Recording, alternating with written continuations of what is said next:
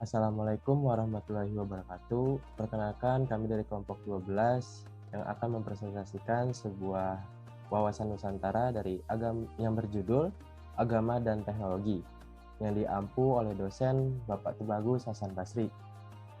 Di sini saya akan memperkenalkan nama-nama teman saya. Yang pertama ada Elza Sapitri, yang kedua ada Stefanus Alizio, dan termasuk saya Fitra Novanda Ramadan. Tanpa berlama-lama lagi, akan dipresentasikan oleh Elza Sapitri. Elza Sapitri, saya persilahkan.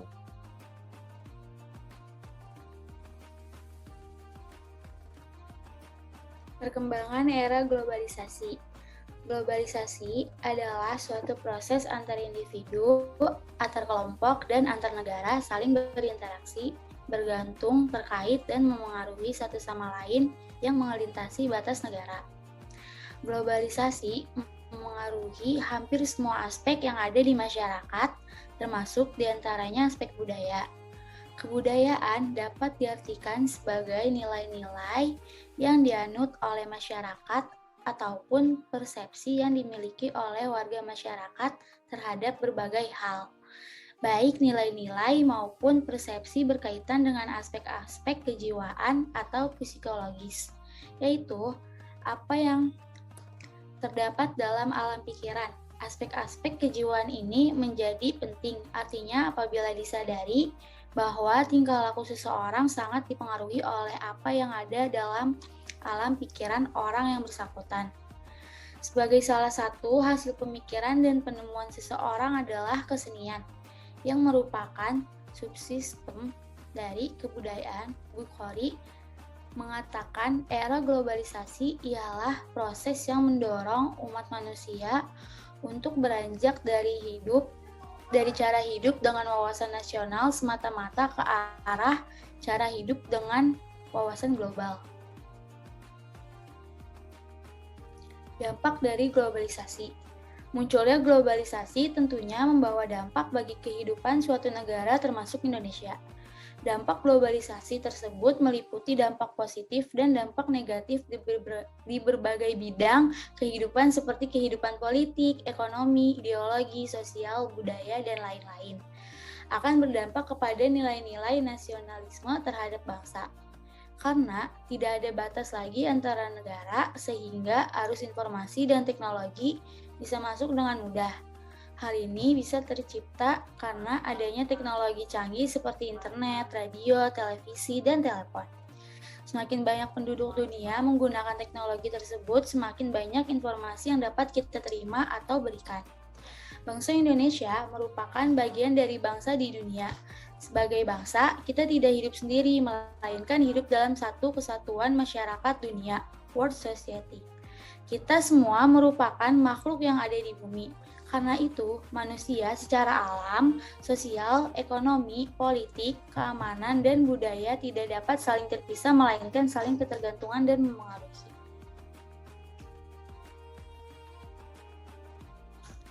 Contoh media komunikasi dari awal, media cetak. Media cetak terbagi menjadi dua, satu surat. Pengiriman surat saat ini sangat mudah dan cepat. Mengirim melalui surat mempunyai keuntungan tersendiri. Kita dapat menulis pesan secara lengkap dan terperinci. Kita memerlukan perangko untuk mengirimnya.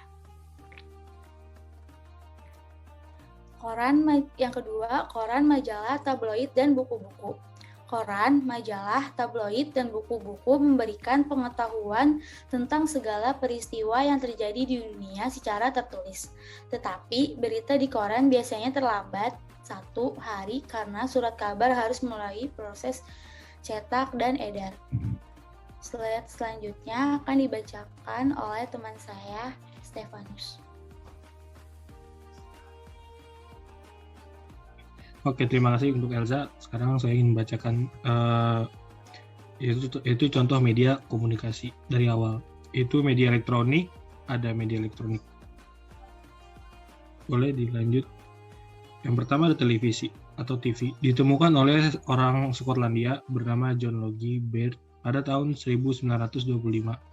Saat pertama kali dibuat, televisi hanya berwarna hitam putih. Sesuai perkembangan zaman, TV sekarang sudah berwarna. Lalu yang ketiga telepon. Telepon adalah media komunikasi yang cukup cepat untuk berbicara dengan seseorang. Kita hanya tinggal memijat atau memutar nomor orang yang akan kita ajak bicara. Bila telah tersambung, kita bisa langsung komunikasi. Telepon ditemukan oleh seorang Amerika bernama Alexander Graham Bell pada tahun 1876. Yang keempat ada internet. Dengan internet, kita bisa mengetahui berita-berita apapun melalui komputer yang dihubungkan dengan telepon atau melalui telepon genggam yang mempunyai fasilitas internet. Lalu berikutnya ada Short Message Service atau SMS. Pengiriman berita dan informasi melalui SMS hanya bisa digunakan bila kita mempunyai telepon genggam, karena SMS merupakan salah satu dari fasilitas telepon genggam. SMS ini baru berlaku bila kedua belah pihak telah mempunyai telepon genggam.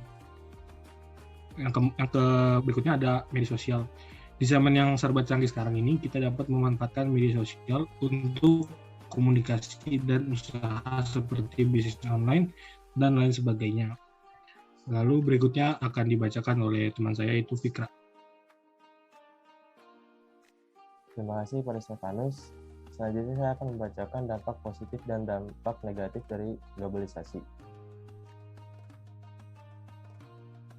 Yaitu dampak positifnya adalah mudah memperoleh informasi dan ilmu pengetahuan, memudahkan melakukan komunikasi, cepat dalam berpergian, menumbuhkan sikap kosmopolitan dan toleran.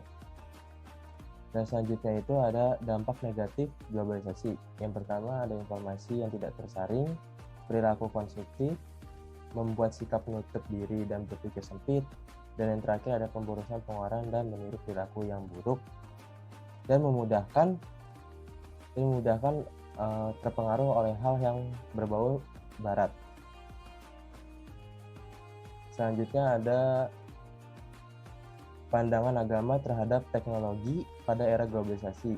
Sekarang ini kita berada di dalam zaman yang sering terjadi perjumpaan antara agama dan budaya yang berbeda.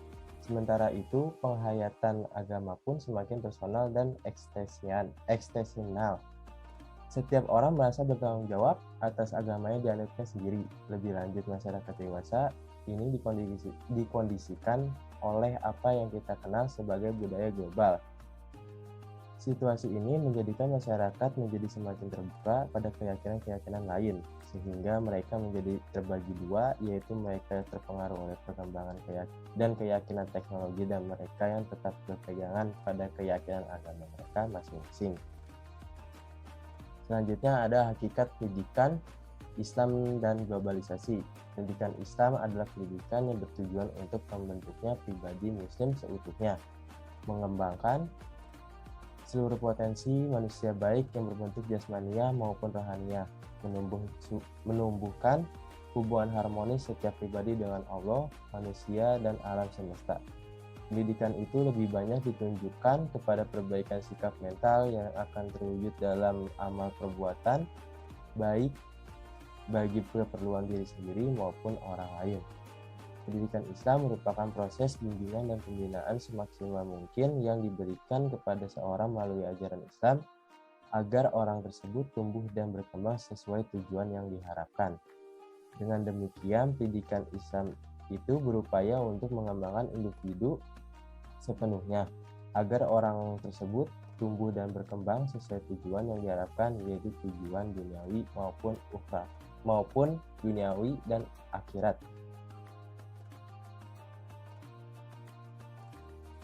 Sekian dari kelompok 12. Terima kasih. Assalamualaikum warahmatullahi wabarakatuh.